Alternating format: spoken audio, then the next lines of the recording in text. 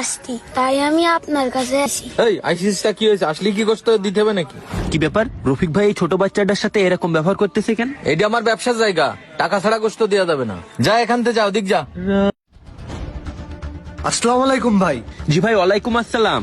আমাদের এতিমখানার জন্য 5 কেজি গোস্ত লাগবে। গোস্তের কেজি কত করে যাচ্ছে? ভাই গোস্তের দাম তো 750 টাকা করে চলতেছে, কিন্তু আপনাদের কাছ থেকে আমার লাভের দরকার নেই। আমি যেই দামে কিনেছি আপনাদেরকে আমি সেই দামেই দিয়ে দিচ্ছি, কারণ এতিমখানার বাচ্চাদের সাথে আমি কোনো ব্যবসা করতে চাই না। যাক আলহামদুলিল্লাহ ভাই, আপনার এতিমখানার বাচ্চাদের প্রতি ভালোবাসা দেখে আমার সত্যিই খুব ভালো লাগছে। আপনি আমাকে 5 কেজি গোস্ত দেন। জি অবশ্যই ভাই, আমি আপনাদের ভালো দেখেই গোস্ত দিচ্ছি। এতিমখানার বাচ্চারা হচ্ছে কোরআনের পাখি, তাদের জন্য যদি ভালোবাসা না থাকে তাহলে কাদের জন্য থাকবে? আল্লাহর জন্যই আমি তাদেরকে ভালোবাসি ভাই। দাঁড়ান, ভালো গোস্ত দেখে আপনাকে এখনই দিচ্ছি। আচ্ছা ভাই, ঠিক আছে। ভাই এই নেন আপনাদের গোস্ত। জি দেন। ভালো মাংস দেখেই দিয়েছি। এই নেন ভাই আপনার টাকা।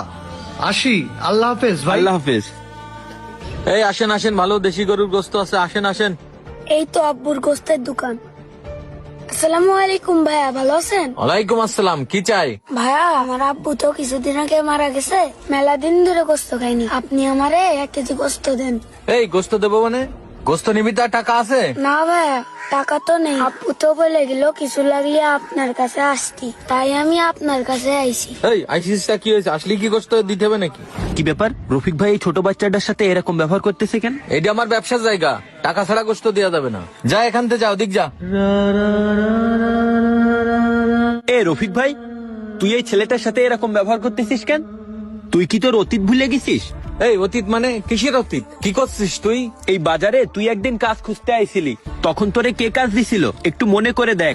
আসেন আসেন, ভালো ভালো গোস্ত আছে। আমি কম মানে ভালো দাদা দাদা গোস্ত আছে। আসেন আসেন সবাই আসেন। কাকা একটা কথা বলবো। এই কি কথা বলবা বলো। কাকা আমার একটা কাজ দরকার, আপনার দোকানে কি আমার একটা কাজ দেওয়া যাবে না? এই তুমি কি কাজ করবা? আমার দোকানে কোনো কাজের লোকের দরকার নাই, তুমি যাও। এই মেয়ে জানতো আপনার মতন কাজের লোক দরকার নেই, আমি হলেই হবে না। এই মেয়ে জানতো, আপনি যান। যাও যাও, তুমি ওদিক যাও। ভালো ভালো গোশ আছে, চলে আসেন। আসসালামু আলাইকুম কাকা। ওয়ালাইকুম আসসালাম। কাকা আমার মা খুব অসুস্থ, আমার একটা কাজের খুব দরকার, আপনার দোকানে কি কাজ দেওয়া যাবে না? এই বাজারে এমনি কাস্টমার নেই, বেচা কিনা নেই। আমারে দাঁড়াইস না শহরে, কিনতে এমনি সমস্যা রয়েছে, আবার কাজ চাতিয়ে যা অন্য জায়গায় দেখ।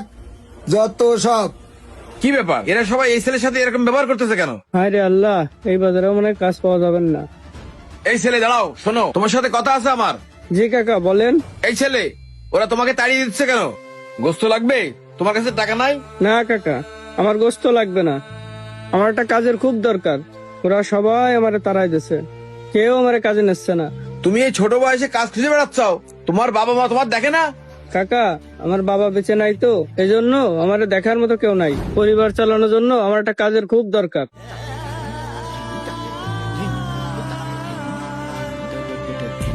আরে এতটুকু বয়সে ছেলেরা বাপারা হয়েছে, অল্প বয়সে ছেলেটার ঘাড়ে এখন সংসারের দায়িত্ব পড়েছে। এই ছেলেটার জন্য আমাকে কিছু একটা করতেই হবে। শোনো বাবা, তোমার অন্য কোথাও কাজ খুঁজতে হবে না, তুমি আমার দোকানে কাজ করো, আস্তে আস্তে তোমাকে আমি ব্যবসা বাণিজ্য শিখিয়ে দেবো। আলহামদুলিল্লাহ, কাজটা পেলে আমার খুব উপকার হবে। তুমি ব্যবসা বাণিজ্য শিখে তুমি নিজেই ব্যবসা বাণিজ্য করতে পারবা, তাই তুমি আর দেরি না করে কাস্টমার ডাকো। আচ্ছা কাকা, আমি এখনই ডাকতেছি। এই তাজা তাজা গোশ আছে, আসেন আসেন। এই তাজা তাজা গোশ আছে, আসেন আসেন।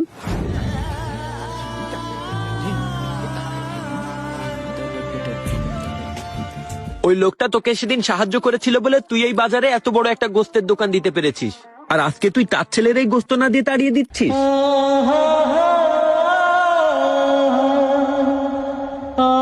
যাই হোক, আমি এত বড় ব্যবসা দিছি নিজে পরিশ্রম করে, কেউ তো আমারে টাকা দিয়ে দোকান করে দিইনি। সে তখন আমাকে তার দোকানে কাজে রেখে উপকার করেছে, আমিও তার দোকানে কাজ করে তাকে সাহায্য করেছি। আর হ্যাঁ, সে আমাকে সাহায্য করেছিল বলেই আমি এই বাজারে এত বড় ব্যবসায়ী হতে পেরেছি, এটা আমি মানি। তাই বলে আমার টাকা দিয়ে কেনা গোস্ত আমি কি তাকে মাগনা দিয়ে দেবো নাকি?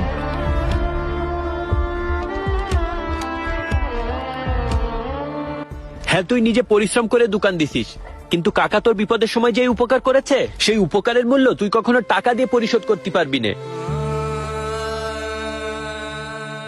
আর এখন সেই কাকার ছেলে তোর কাছে 1 কেজি গোস্ত চাচ্ছে, সেইটুকু দেওয়ার মনও তোর হচ্ছে না? শোন, নুন খেয়ে কখনো নেমো খারামি করতে হয় না। আর যেই গাছ তার শিকড় ভুলে যায়, সেই গাছ কখনো দাঁড়িয়ে থাকতে পারে না, তার পতন নিশ্চিত ভাবে হয়ে যায়। তাই তুই যত বড় ব্যবসায়ী হোস না কেন, কাকার উপকারের অবদানটা তুই ভুলে যাস না। আর একটা কথা মাথায় রাখবি, বিপদের সময় যে সাহায্য করে তার উপকারের অবদানের কথা কখনোই ভোলা উচিত না। হ্যাঁ ভাই, আমি আমার ভুলটা বুঝতে পেরেছি। সে আমার ওই সময় যে উপকার করেছে তা আমার সারা জীবন দিয়েও কখনো শোধ হবে না। ভাইয়া, তুই কিছু মনে করিস না। তোদের যখন গোশের প্রয়োজন মনে হবে, সোজা আমার কাছে চলে আসবে। আর শুধু গোশ না, তোদের যখন যা লাগবে তুই আমাকে বলবি, আমি তোদের পাশে থাকবো ইনশাল্লাহ।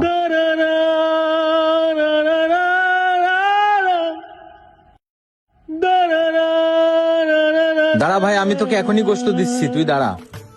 আর ভাইয়া, শুধুমাত্র ওই ভাইয়া না, তোমার যদি কখনো কিছু লাগে আমাকেও বলো। তোমার বাবা একজন খুব ভালো মানুষ ছিলেন, ইনশাল্লাহ আমরা সবাই তোমার পাশে আছি। আর তোমার জন্য দোয়া করি তুমি তোমার বাবার মতো ভালো মানুষের মতো মানুষ হও। ভাইয়া, এনে গোশত। কিছু লাগলি সোজা আমার কাছে চলে আসবা।